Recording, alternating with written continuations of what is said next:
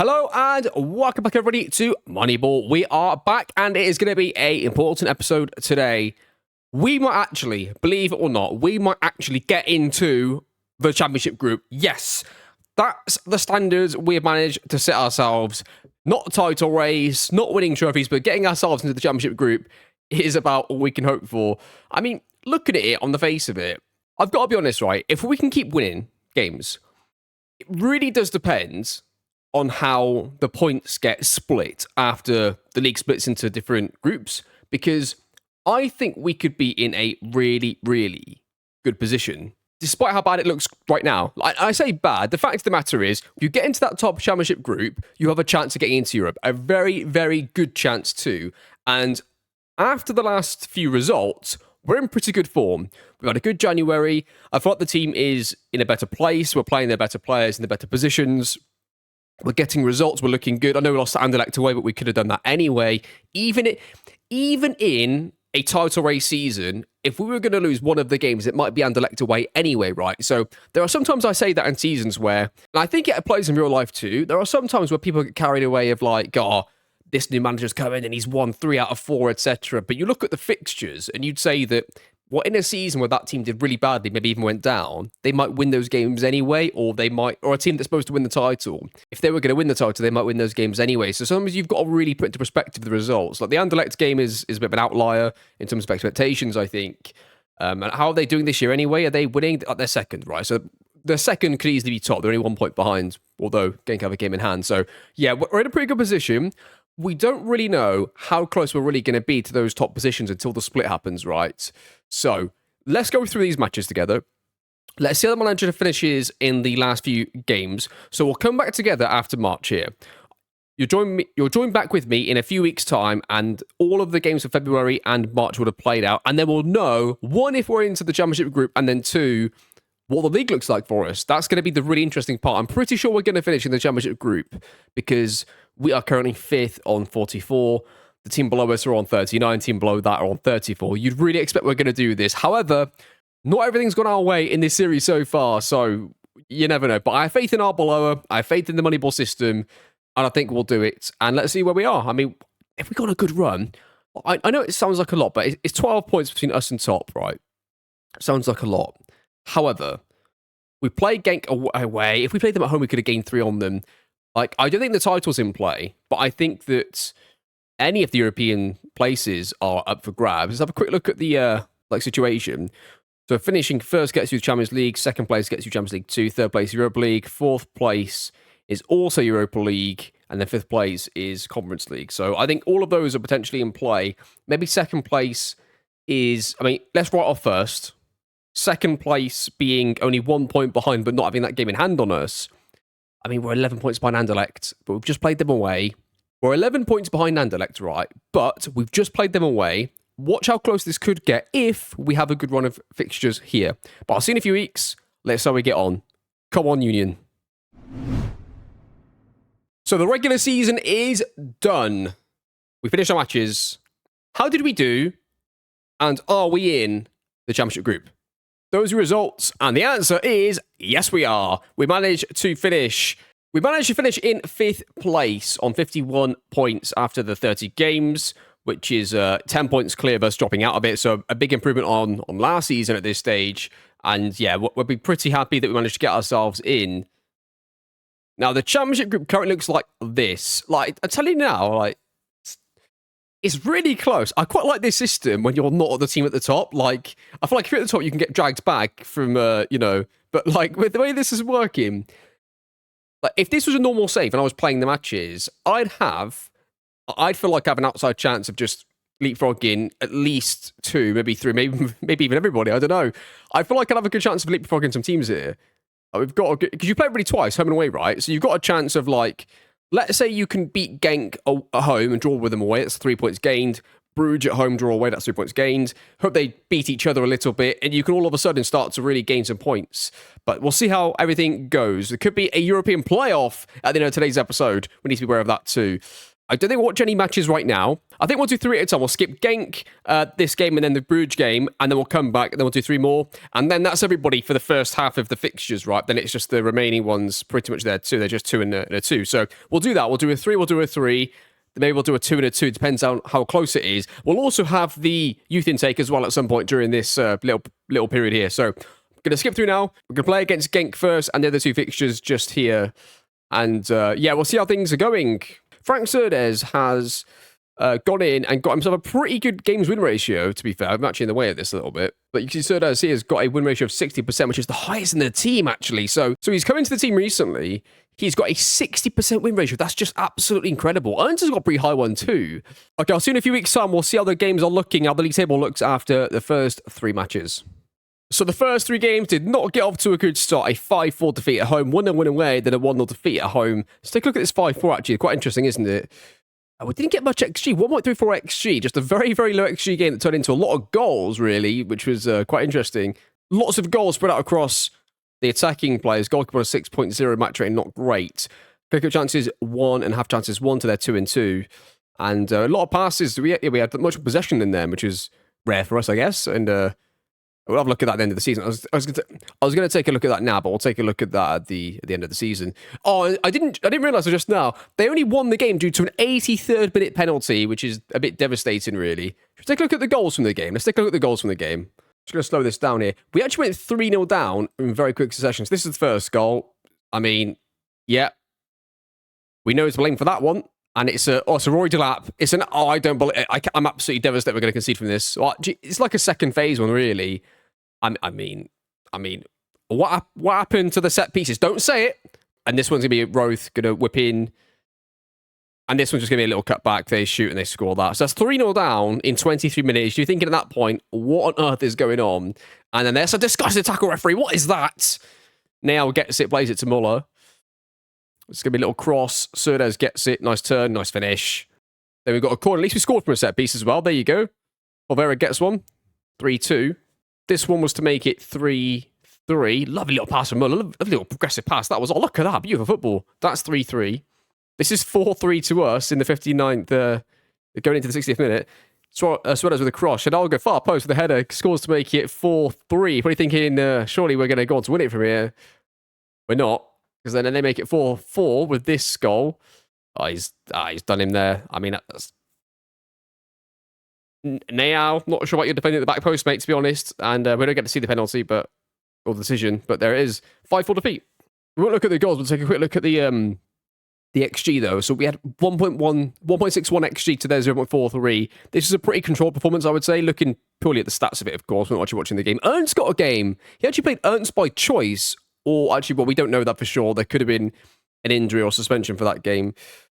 And then Club Brugge 1-0 defeat. I mean, it was almost the absolute perfect defensive performance. 0 shots total, 0 on target, absolutely no chances created, an XG of a 0, no XG whatsoever. It was 0-0 to the 95th minute, and then we conceded to lose 1-0. I tell you what, Arbeloa, it was nearly a round of applause for me to get that big draw. Unfortunately, it didn't happen. I've got to see it. I've got to see the heartbreak of this goal. I've got to see it, I'm afraid. 1 second here, viewers. So we think we've finally done him on an absolutely incredible defensive display. Oh, Gonzalez steps in. Oh, goalkeeper, what are we doing? I don't know if I should blame him for that, but I sort of feel like I have to. I just can't accept that we didn't get that result in the end. Got in. Right. See you in a few weeks after the games that make up the month of April. Before we do that, we do have our youth intake here. We've got another pivot player. We love to bring out pivot players, don't we? So we'll definitely be signing him. We'll go through and sign a lot of these players here. But yeah, there's a couple of players there a bit of hope for, not too many. But there you are. So, not going to lie to you, it's not been a good time off camera. It really hasn't been good at all. Disappointed, to say the least.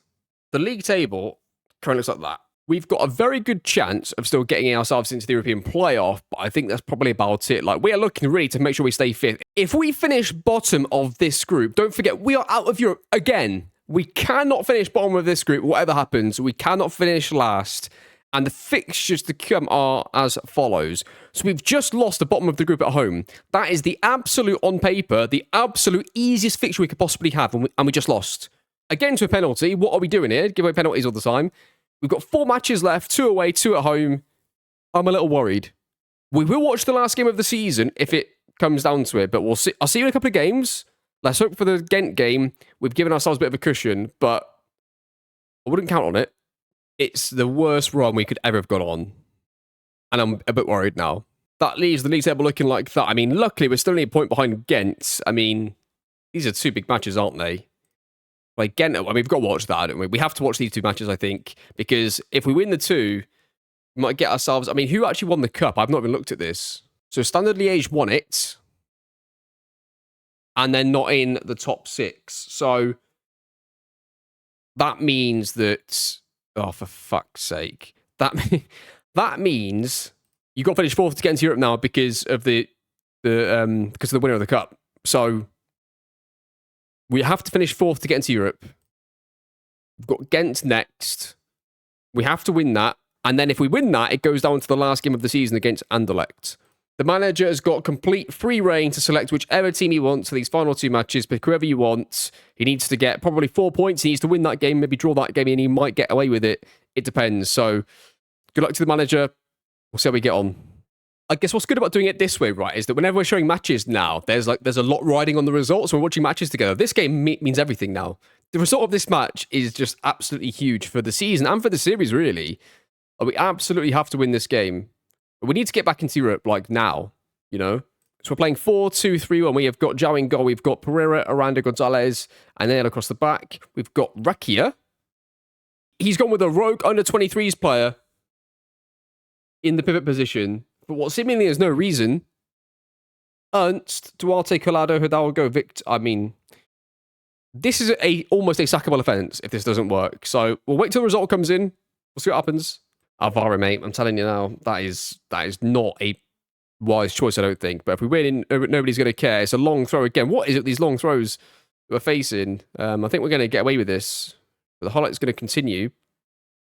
They're going to play through into the middle of the field where we've got our under-23s player playing. Are we going to win this? Oh, wait, no. Aranda almost gets it. Ernst gets a head on it. It's absolute pinball over here. They're going to get a chance on the right-hand side. They're going to get across into the box. It's headed away. It's going to be a goal, isn't it? We all know it. There it is, 1-0. I'm honestly a bit gutted about this. Like, I know we could have lost anyway, but I think the fact that he's made that tactical choice, or that team selection, it's hard to accept this. Aranda gets it to Duarte. We're so deep here. Like, what are we doing? Like, it's going to be a goal. Oh, they've just missed. I mean, a draw would put them back onto 33. We'd go up to 32 as well. A draw could be okay, but we'd have to beat Anderlecht. A draw gives us still a chance in the final day. But really, we need to win it, I think, because we can't really look to, you know, assume we're going to win on that final day against Anderlecht, although it's at home. But obviously, a defeat just ends it completely. I mean, yeah, defeat just ends it completely. I don't know why he's not subbed off the play yet. I would assume he would have made that change first, but he hasn't. They play through to the middle again. We've not had a single highlight again, don't forget. This is still a game with no highlights for us. Maybe it's going to be now. Gonzalez, Pena, who's coming at half-time, into Ernst. Ernst plays it to Recchio, gets a pass. At least he didn't give it away. Plays it to Paul Victor, doesn't quite get there. It could be a highlight for either side. So at this point, you'd think it's going to go through. The right back's dropped off, and now we're in trouble. They're playing on us like we're not even there. They go through. Are they going to score? Oh, they don't. I think we might just escape this one. Set piece, far post, headed away. Can we get to it? No, I thought there was a chance to get on a counter.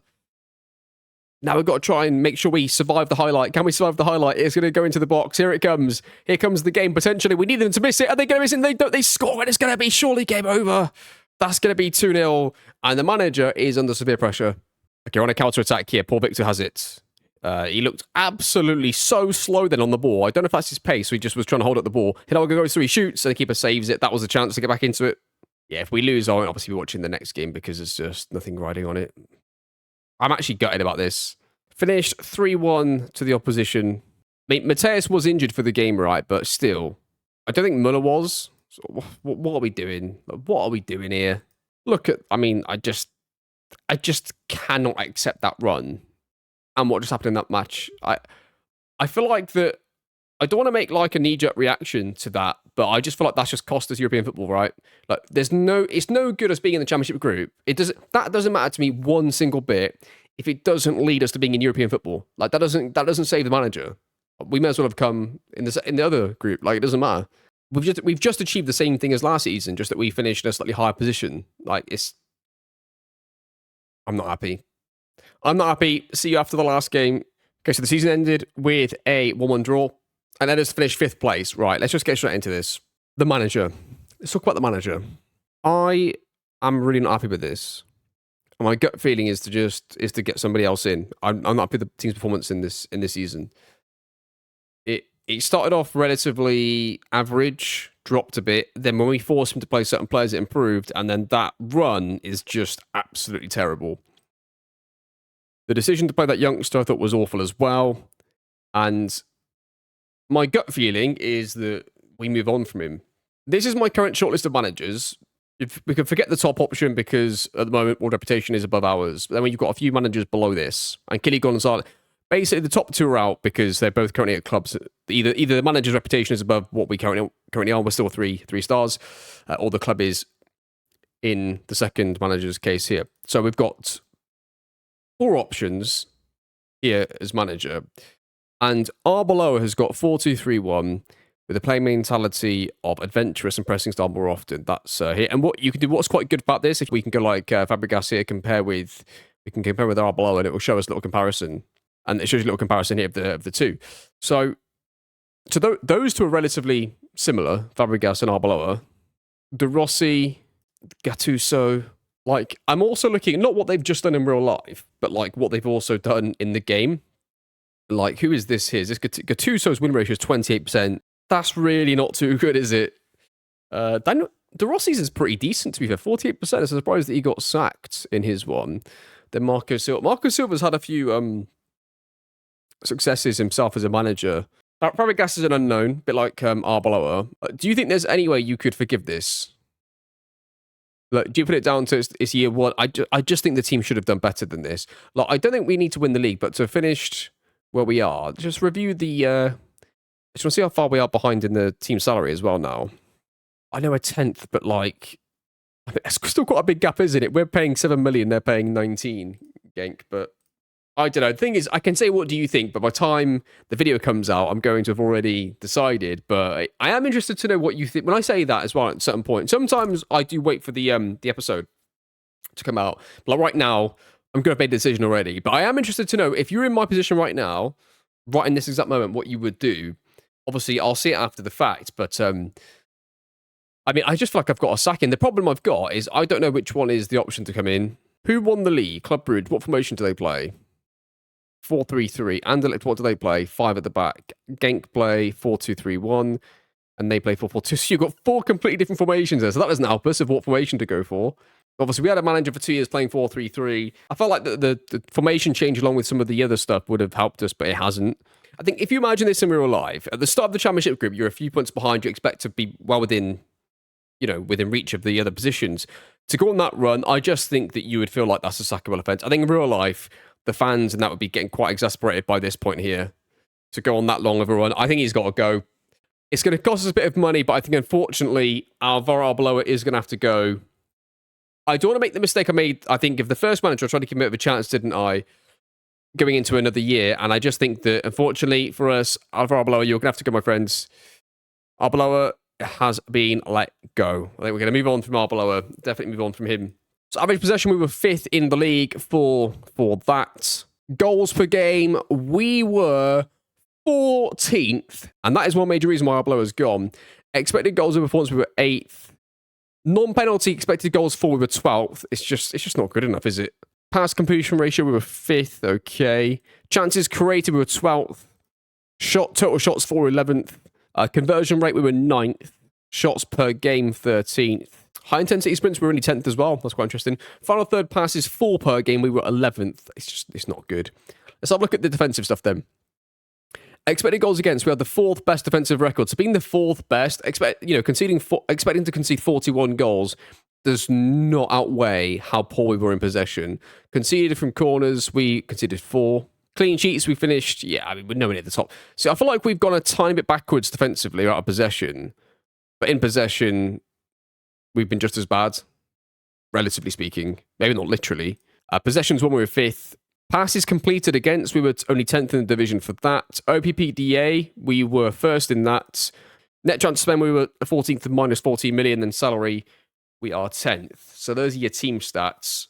Okay, this is a stat that's quite interesting, is average defensive line height per game in terms of yards. We were 4th on that, so we're the 4th highest average defensive line in the entire division.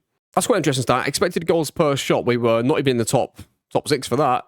We'll take a look at the striker first. We'll put him to the top. So taking a look at the striker. Paul Vera managed to get 17 and 32 XG. Non-XG per 90. Look at 0.49, he was just below that. Extra performance, I mean, he did okay on that. Not many strikers can get to the 8 that it says. Minutes per goal was relatively good. It was, when he was getting opportunities, he was able to score the goals. It wasn't quite in line. What do we need? 124, 162. Not the best, but it's okay.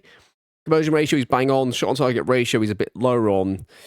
Total shots per 90, I want to see here. 2.93. We need 3.8. So we're not getting enough shots for it. We're not creating as many chances, are we? So that's a major part of it. Header-on ratio, pretty good as well. I mean, he's okay. He's fine. If the rest of the team performs, he's not going to hold the team back. That's what I'd say about Pavera, but he's not going to bail us out of any situations either. So taking a look at the two wingers now and comparing them to the stats. Dribbles per 90, we are looking for 4.14. I mean, Serdaz did pretty good, didn't he? Serdaz was pretty good. 4.01 isn't too bad. And even 3.10 isn't too bad, because it depends on the role, as I mentioned numerous times about that. Cross completion is a bit lower than what we look for. That's quite noticeable.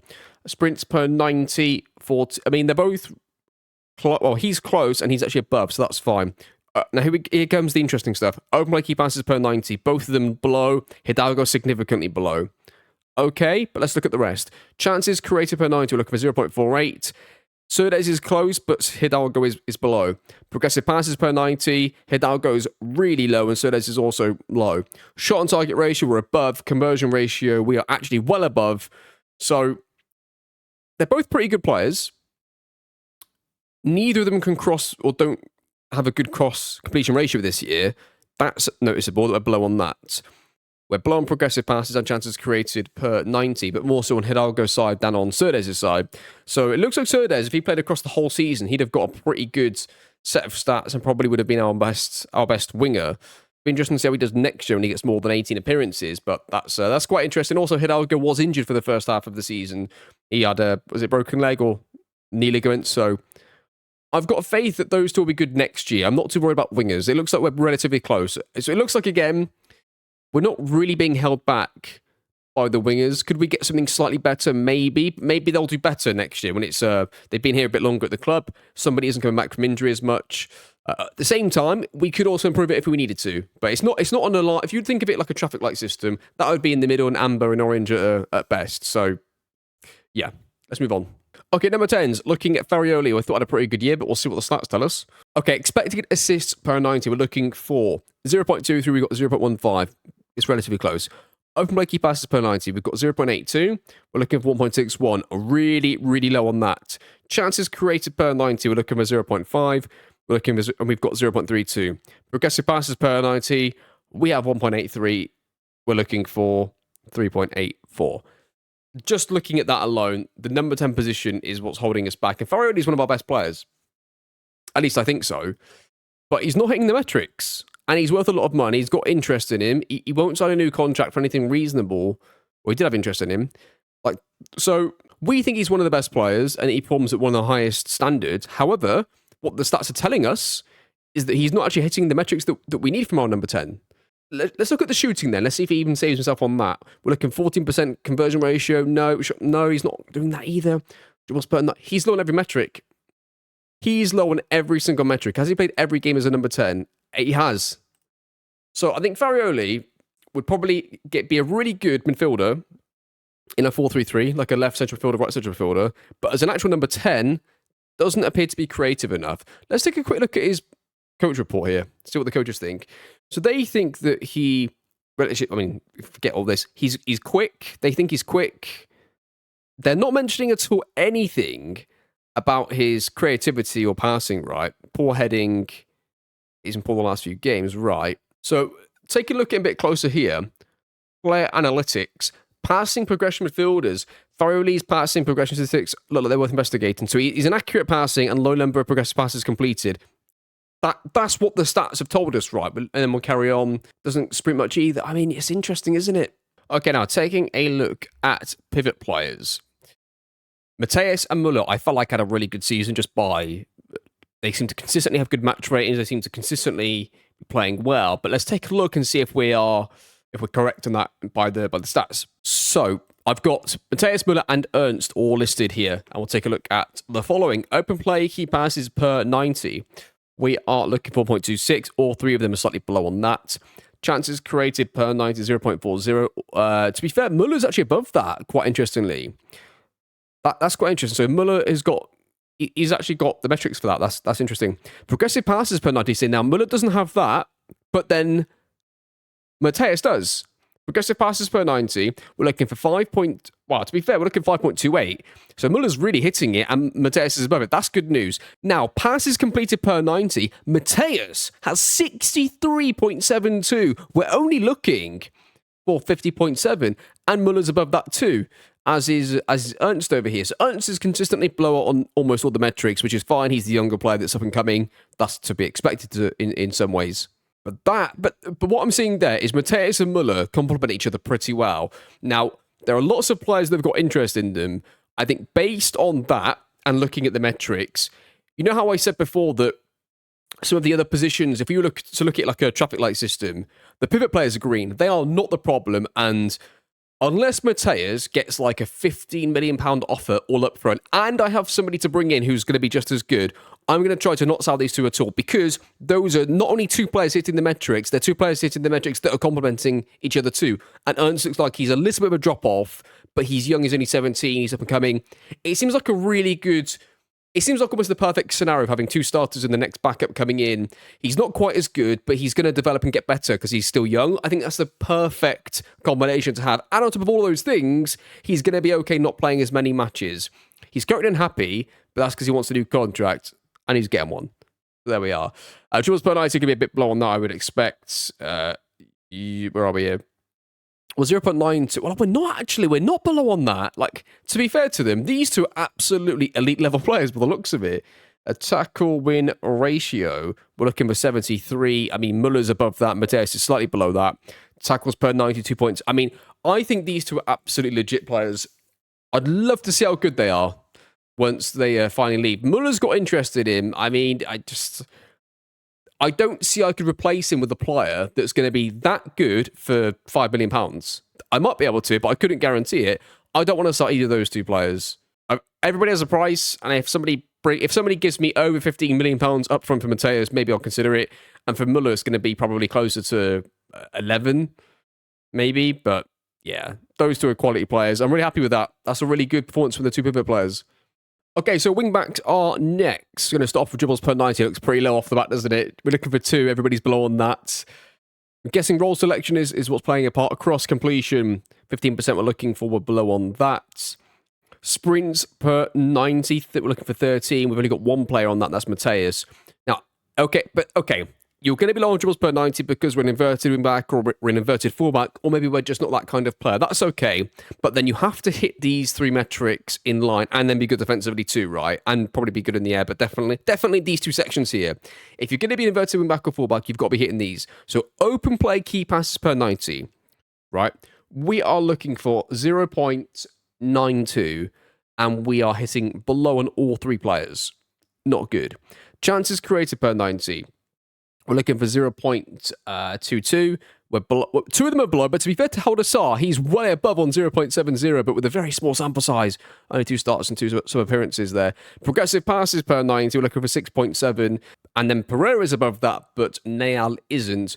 So it looks like that Nayal hasn't hit the metrics that we need. Pereira's just about done it, I would say. But then looking defensively, out of possession stats here, tackle win ratio, we're looking for 79%. Nail just hits it, but Pereira's over that. Then tackles per 90, we're looking for 2.59. Both of them are over that. So at least defensively, they hit the metrics right. They actually hit the metrics defensively, and then in the air, they're okay. Possessions 1, they're only slightly below. So, I mean, I would say that they are. I'd say that Pereira is probably closer to being amber and going into. I'd say that Pereira's orange, and I'd say that Nail's orange going into red. So Nail's got interest on it. I'm really certain that whatever we get for him, I mean, I bought him 4.5. We're going to make a profit. I'll sell him to Sevilla or Pisa, wherever he wants to go. We'll sell him. We'll take the profit. And we'll get a new right back for next season. I think is the way that we're gonna go with that.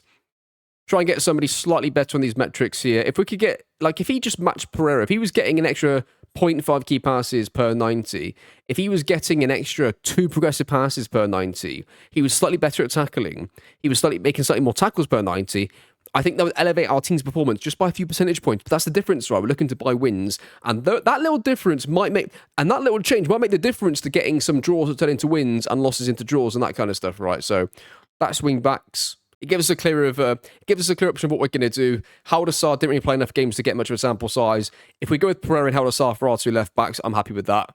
And Nail probably would have to go. Okay, then time for centre backs. And I've listed them in position, or sorry, appearances order is what we've got here. We'll just auto-size that, so it's nicely done. Okay, so tackle win ratio, we are looking for 77%. We have got one player in Cabellos that's hit it, the other two are below. Tackles per 90, we are looking for 1.18. We've got players that are all above that. Now, this is he gets on base stat for centre-backs. This is it. Key tackles per 90. We are looking for 0.28, and all 3 of them have hit that. So for me, that gives them a pretty good starting position. I mean, interceptions per 90 and tackles per 90, you can sort of ignore one of those or the other as long as possessions 1 is sort of there. So I'm not going to worry about interceptions or blocks, really. Let's go straight to it. Possessions 1 per 90, we're looking for 16. We've got 1 player with 16. Only 12 for Gonzalez. Okay. So he's got less tackle win ratio, and he's got less possessions 1 per 90. But okay, then is he a better player on the ball? Let's take a look. He's got more open play key passes than Cabellos. He's got more dribbles per 90 and not as much progressive passes per 90. Okay. Interesting. How much are we looking for anyway for these 3 here? For open play key passes, 0.32. We're way below that, but it's not really. I'd say more progressive passes might be something that you might look at for centre-backs, at least for me. 4.72, we're a bit below on that, although Aranda's hitting that pretty good. Aranda looks like he's a pretty good player in possession. He's got good open play key passes and good progressive passes per 90.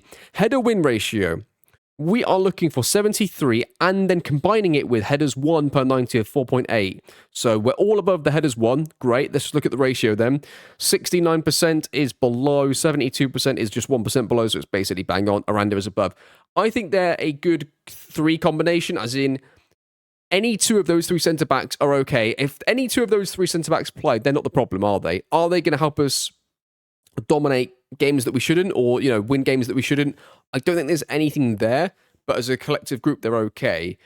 I'd say that I'm happy either way. Either we go with those 3 into next season, I'm okay with that. If we sell one and we look to replace them with one player, I'm okay with that too. And based on the transfer value of these 2 players here, Cabellos and Aranda, it seems almost certain that I'll sell one of them, get all the money in, and replace them with somebody who's going to provide us with a similar stats output, but cheaper, which is something that we're always going to be looking to do. So that sums up, I think, centre-backs pretty well for us there.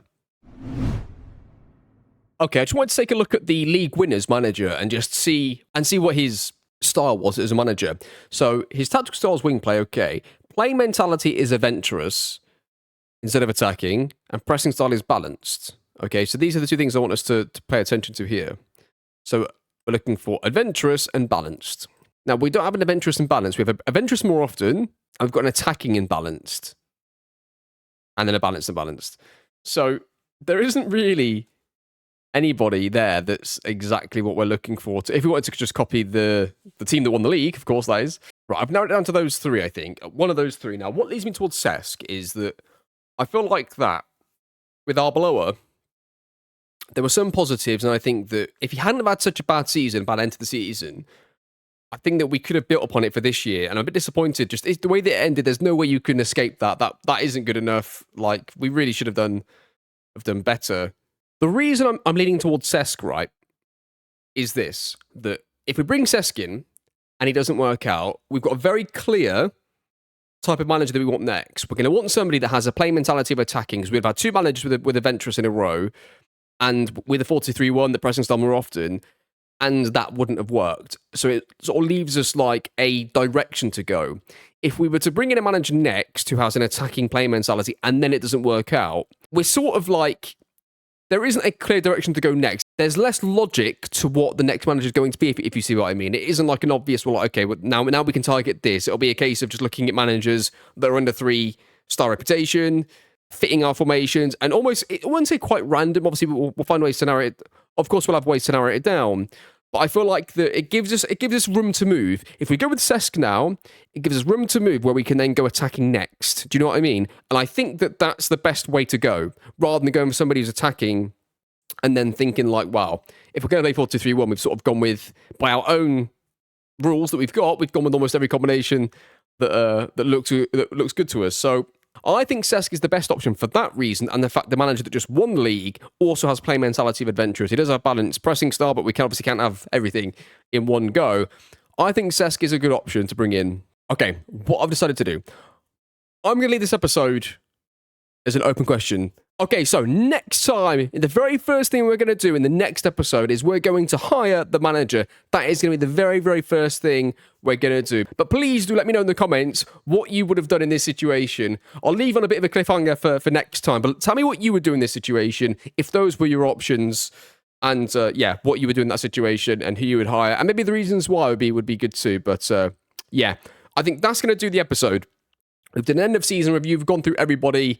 We know we're going to get a new manager for the new season, and we've got a pretty clear direction on what we're going to do in terms of the players, and looking very much for number 10. That's the first thing that we need to look at. We're not going to be looking for a pivot player, and we almost definitely will look for a striker.